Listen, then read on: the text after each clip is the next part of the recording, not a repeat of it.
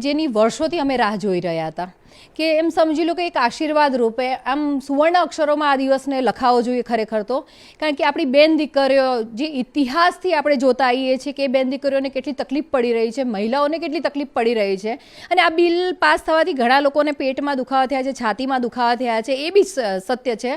પણ કેમ દર વખતે બહેનોની જ બલી ચડાવવામાં આવે છે? કેમ દર વખતે બહેનોને ગ્રાન્ટેડ લેવામાં આવે છે? જે સૃષ્ટિનું સર્જન કરી રહી છે એને જે અવગણના કરવામાં આવે છે. તો આ બિલ પાસ થયું છે એની માટે અમે ખૂબ જ ખુશ છીએ. આજે અમે લોકોએ ઉજવણી કરી છે, અમે બહેનો ભેગા થઈને ગળ્યું મોઢું કર્યું છે અને આની ઉજવણી કરી રહ્યા છે. અને એની પાછળનું કારણ એક જ છે કે જે મહિલાઓને સમાનતા, સ્વતંત્રતા અને સુરક્ષાના જે હકો અત્યાર સુધી નહોતા મળતા, હવે દરેક ધર્મની બહેનોને, દરેક જ્ઞાતિ જાતિની બહેનોને આ જે લાભ છે મળવા જઈ રહ્યા છે. આ નિયમની વાત કરું તો જે પહેલાં સ્ત્રી હોય કે પુરુષ, એ લગ્નેતર સંબંધ સિવાયના જે બહારના લિવ ઇન રિલેશન હતા એનું પણ હવે રજિસ્ટ્રેશન કરવું ફરજિયાત છે.